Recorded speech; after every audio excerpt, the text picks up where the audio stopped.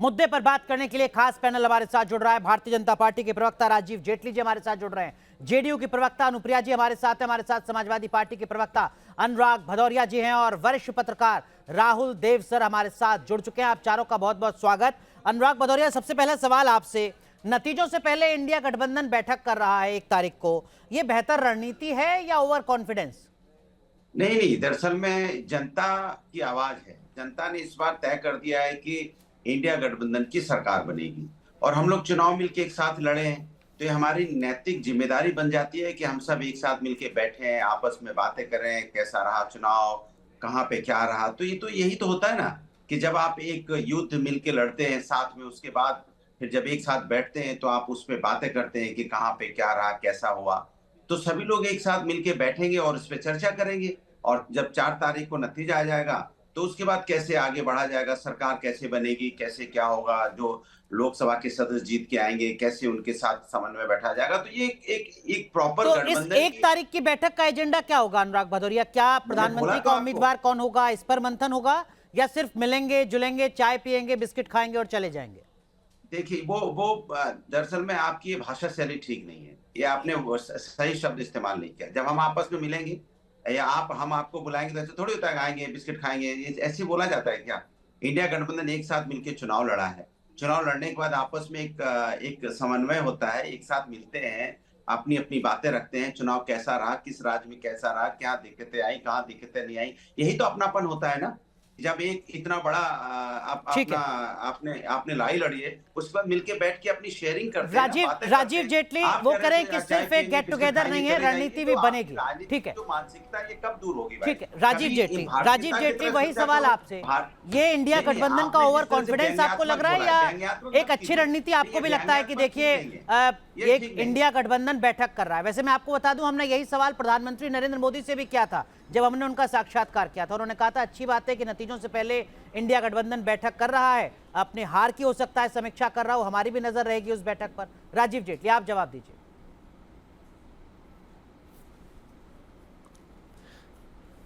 अनुराग जी, हम इस बात में नहीं जानना चाहते कि कौन हार रहा है कौन जीत रहा है। जैसे प्रधानमंत्री जी ने कहा कि हर किसी के पास अधिकार है बैठक करने का, और क्यों नहीं करनी चाहिए बैठक? जब मिलकर चुनाव लड़ा है तो बैठक भी करनी चाहिए, समीक्षा भी करनी चाहिए और ये बात सोचनी भी चाहिए कि ऐसा क्या हुआ था 2014 के बाद और 2019 के बीच में।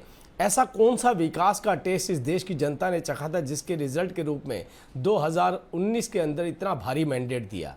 और ये भी हो सकता है कि चर्चा का विषय कि जो प्रधानमंत्री जी को लेकर के इस देश की आस्था है, इस देश का प्रेम है, इस देश का विश्वास है, वो विश्वास आज भी उतना ही क्यों बना हुआ है, उसमें दरार क्यों नहीं पड़ी? ये भी हो सकता है कि एक विषय हो जिस विषय को लेकर के चर्चा करें, क्योंकि बार बार किसी को इस देश की जनता द्वारा चुन लेना ये इन राजनीतिक पार्टियों की कमी नहीं है, ये देश के प्रधानमंत्री की मजबूती है।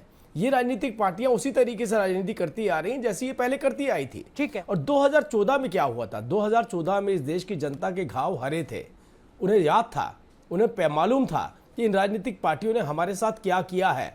तो एक समीक्षा तो जरूर बनती है कि देश के प्रधानमंत्री लेकिन प्रधानमंत्री नरेंद्र मोदी प्रचार खत्म होने के बाद कन्याकुमारी पहुंचे साधना के लिए, तो विपक्ष पहुंच गया चुनाव आयोग के पास कि देखिए साहब ये तो वायोलेशन है, मीडिया इसकी बात करेगा, नहीं होनी चाहिए। आप तो नहीं पहुंचने वाले हैं चुनाव आयोग के पास कि 1 तारीख को जब 3 बजे वोट डाले जा रहे होंगे तब इंडिया गठबंधन अपनी बैठक कर रहा होगा, उस पर चर्चा हो रही होगी, कृपया करके बैठक को रद्द कर दीजिए, इसका कवरेज ना हो?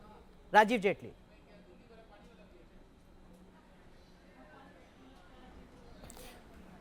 नहीं, ये देखिए चुनाव आयोग के पास जा सकते हैं, इनको पूरी खुली छूट है, क्योंकि देश के प्रधानमंत्री नरेंद्र मोदी जी जब बोलते हैं तब भी इनको आपत्ति होती है, जब वो मौन व्रत पे जाते हैं तब भी इनको आपत्ति होती है। अरे जो व्यक्ति बोल ही नहीं रहा, केवल दिख रहा है, अगर उससे इस देश की जनता प्रभावित हो जाती है, तो मैंने आपसे जहां शुरुआत करी थी ना बात की, वहीं पहुंच गया कि ये चर्चा का विषय जरूर होना चाहिए। चाय खाएं, चाय पिए, पकोड़े खाएं, समोसे खाएं, रसगुल्ले खाएं, गुलाब जामुन खाएं, ये इनकी प्रेरोगेटिव है, ये इनका विशेषाधिकार है, लेकिन चर्चा का विषय मुझे लगता है अनुराग भदौरिया कुछ कहना चाह रहे हैं। अनुराग भदौरिया, संक्षेप में बाकी पैनलिस्ट के पास जाऊंगा, आप कुछ कहना चाह रहे हैं, कहिए अपनी बात। कि जिसके बोलने से तो हम डरते हैं लेकिन उसके मौन से भी हम डर जाते हैं। ठीक है, अनुराग भदौरिया। देखिए, मुझे लगता है भारतीय जनता पार्टी के प्रवक्ता, भारतीय जनता पार्टी ने हार मान ली है। ये 2024 की बात ही नहीं कर रहे, अभी भी 14 पे अटके पड़े हैं, इसीलिए इनका 2024 में सफाया है। और मैं तो आपसे भी कहूंगा कि आपका भी गठबंधन था, कैसा चुनाव हुआ, आपको आपस में आपको ही बैठना चाहिए था, आप तो अपने साथियों को छोड़ के चले गए।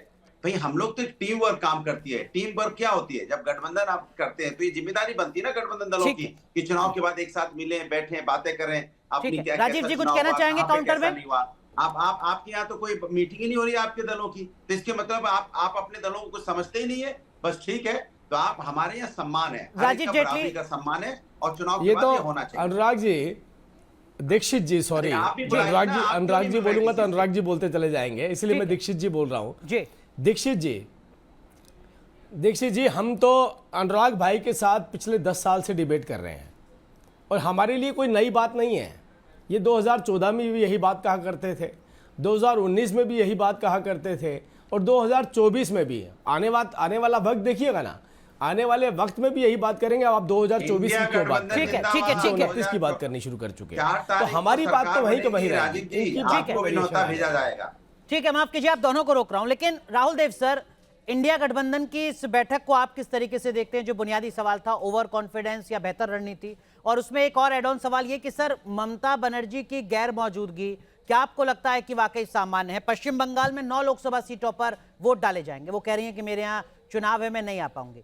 उत्तर प्रदेश में 13 सीटों पर वोटिंग होगी 1 तारीख को, अखिलेश यादव पहुंच रहे हैं। बिहार में 8 सीटों पर वोट डाले जाएंगे, तेजस्वी यादव पहुंच रहे हैं। पंजाब में 13 सीटों पर वोट डाले जाएंगे, अरविंद केजरीवाल पहुंच रहे हैं, लेकिन 9 सीटों वाले बंगाल से ममता बनर्जी नहीं पहुंच रही हैं। क्या ये सामान्य है?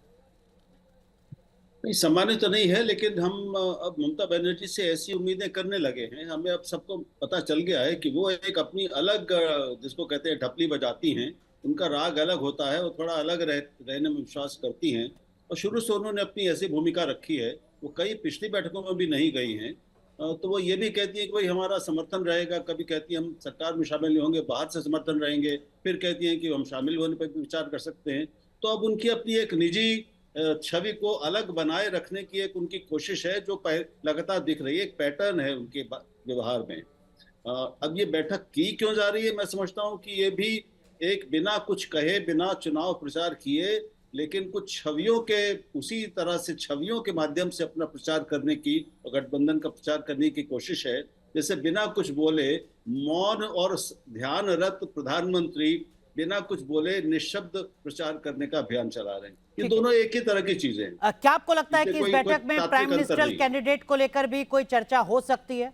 और क्या वाकई इस बात का कोई मतलब है, तब जबकि जयराम रमेश कह चुके हैं जिसकी पार्टी के सांसद वही हमारा उम्मीदवार पीएम का? नहीं, देखिए, अब लोग मिलेंगे तो हल्की फुल्की बातचीत होगी, लेकिन मैं नहीं समझता कि वो इस पार्टी का, वो इस बैठक का एजेंडा हो सकता है। मजाक में तो मैं ये कहना चाहता था अनुराग से कि भाई उस दिन पोर्टफोलियो वितरण पर चर्चा होगी, लेकिन वो मजाक हो जाएगा। ठीक है, तो नहीं, मैं नहीं समझता कि वो है, लेकिन कुल मिला के एक संदेश देना कि गठबंधन है, मजबूत है, उसके सभी नेता मिल रहे हैं, उस समय मिल रहे हैं जब अंतिम चरण का मतदान चल रहा है जी। तो वो एक अपने आप, आखिर मीडिया उसको कवर करेगा, तो उस समय भाषण दे नहीं सकते, तो क्या कर सकते हैं? हम छवियां लोगों तक पहुंचा सकते हैं। ठीक है, यही काम प्रधानमंत्री जी और भारतीय जनता पार्टी भी कर रही है। आप कह रहे हैं कि प्रचार के लिए एक इवेंट के तौर पर इस बैठक का जरूर इस्तेमाल किया जा सकता है।